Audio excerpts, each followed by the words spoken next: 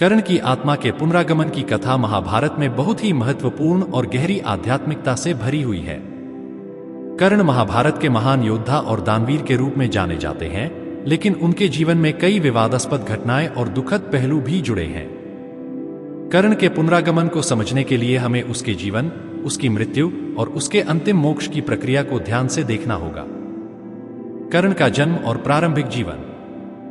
कर्ण की कहानी उनके जन्म से ही एक अद्वितीय संघर्ष की कहानी है। कर्ण का जन्म कुंती के पुत्र के रूप में हुआ था, जब उन्होंने युवा अवस्था में ऋषि दुर्वासा से मिले एक वरदान का प्रयोग किया था। यह वरदान था कि कुंती किसी भी देवता का आह्वान कर सकती थी और उससे पुत्र प्राप्त कर सकती थी। उत्सुकतावश कुंती ने सूर्य देव का आह्वान किया और उन्हें कर्ण के रूप में पुत्र प्राप्त हुआ। लेकिन चूंकि यह समाज के नियमों के खिलाफ था कि अविवाहित स्त्री को पुत्र प्राप्त हो, कुंती ने कर्ण को जन्म के बाद त्याग दिया। कर्ण को एक सारथी के परिवार ने अपनाया और पाला, जिसके कारण वे सूत पुत्र के नाम से जाने गए। इस सूत पुत्र की पहचान के कारण कर्ण को जीवन भर समाज से तिरस्कार और अस्वीकार का सामना करना पड़ा, बावजूद इसके कि वे एक महान योद्धा और एक अद्वितीय धनुर्धर थे। कर्ण की दानवीरता और जीवन के संघर्ष। कर्ण को महाभारत में एक आदर्श दानवीर के रूप में चित्रित किया गया है। उन्होंने अपने जीवन में जो भी मांगा गया, उसे बिना सोचे समझे दान किया। यहां तक कि उनके कवच और कुंडल, जो उन्हें जन्म से मिले थे और जो उन्हें अजेय बनाते थे, उन्होंने इंद्रदेव को बिना किसी द्वेष के दान कर दिए। कर्ण का यह निस्वार्थ भाव उनके चरित्र का महत्वपूर्ण हिस्सा था। लेकिन कर्ण का जीवन सिर्फ दानवीरता तक सीमित नहीं था। उनका पूरा जीवन एक संघर्ष की कहानी है। अपने सूतपुत्र होने की पहचान के कारण उन्हें अर्जुन और अन्य पांडवों की बराबरी नहीं दी गई, जबकि वे क्षमता और योग्यता में उनसे कहीं अधिक थे। यह अस्वीकार्यता और तिरस्कार ही उनके जीवन के बड़े दर्द का कारण बनी। कर्ण और दुर्योधन की मित्रता। कर्ण की कहानी में एक और महत्वपूर्ण पहलू उनकी और दुर्योधन की मित्रता है। जब दुर्योधन ने कर्ण की योग्यता को पहचाना, तो उन्होंने उसे अंग देश का राजा बना दिया, ताकि वह सामाजिक स्तर पर अर्जुन के समकक्ष हो सके। दुर्योधन और कर्ण की मित्रता इतनी गहरी थी कि कर्ण ने अपनी पूरी निष्ठा दुर्योधन के प्रति समर्पित कर दी। भले ही कर्ण को यह ज्ञात हो गया था कि पांडव उसके अपने भाई हैं, फिर भी उन्होंने दुर्योधन का साथ नहीं छोड़ा। यह उनके चरित्र की निष्ठा और मित्रता का एक अद्वितीय उदाहरण है। कर्ण की मृत्यु और उसके पुनरागमन का रहस्य। महाभारत के युद्ध के दौरान कर्ण का जीवन का सबसे दुखद अध्याय तब आया जब वह अपने ही भाइयों के खिलाफ युद्ध में उतर आए। कर्ण का मुकाबला अर्जुन से हुआ और अंततः अर्जुन ने उन्हें पराजित किया और मार डाला।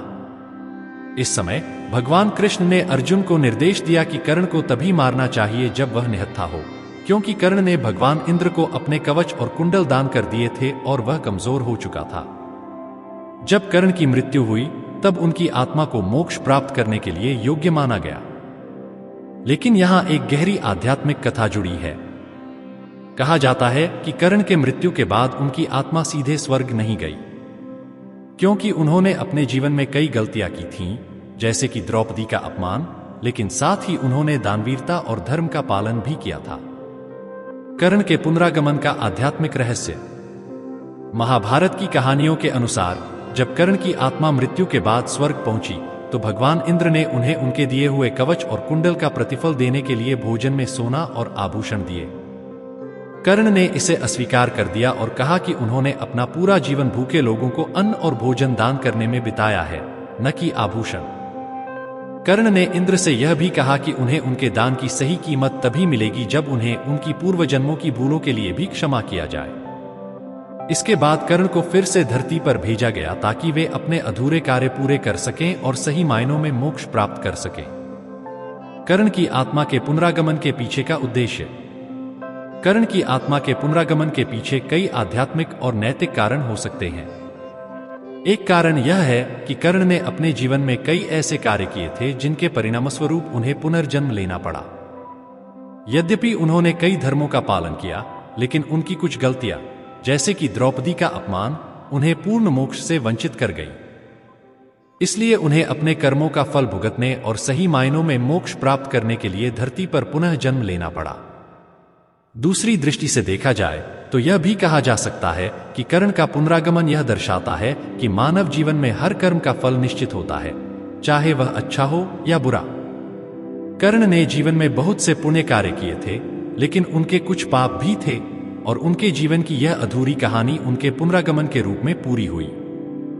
कर्ण के जीवन से जुड़ी सीख। कर्ण की कहानी हमें यह सिखाती है कि जीवन में हमारी पहचान और समाज की धारणा से अधिक महत्वपूर्ण हमारे कर्म और निष्ठा होते हैं।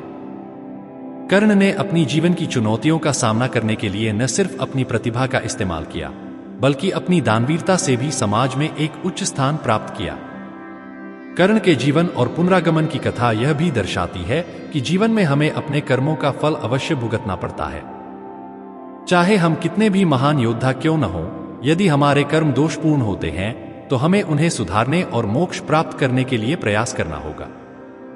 अंततः कर्ण की आत्मा का पुनरागमन उनके अधूरे कर्मों को पूरा करने का एक अवसर था, ताकि वे अपनी गलतियों का प्रायश्चित कर सकें और अपने कर्मों के सही मायनों में फल प्राप्त कर सकें। यह पुनरागमन हमें यह भी याद दिलाता है कि जीवन में हर कर्म का प्रभाव होता है और हमें अपने कार्यों को सोच समझकर करना चाहिए, ताकि हमें अपने जीवन के अंतिम क्षणों में पश्चाताप न करना पड़े। निष्कर्ष। कर्ण की आत्मा के पुनरागमन की कहानी महाभारत में एक महत्वपूर्ण स्थान रखती है। यह कहानी सिर्फ एक योद्धा की कथा नहीं है, बल्कि यह जीवन के गहरे नैतिक और आध्यात्मिक पहलुओं पर भी प्रकाश डालती है। कर्ण का जीवन एक संघर्ष, साहस, निष्ठा और दानवीरता की कहानी है, लेकिन उनकी आत्मा का पुनरागमन हमें यह सिखाता है कि जीवन में अपने कर्मों का फल भुगतना अनिवार्य है, चाहे वे कितने भी महान क्यों न हों। कर्ण का पुनरागमन उनके जीवन के अधूरे कार्यों को पूरा करने और मोक्ष प्राप्त करने का एक महत्वपूर्ण चरण था, जो हमें भी अपने जीवन में कर्मों की सही दिशा में आगे बढ़ने की प्रेरणा देता है।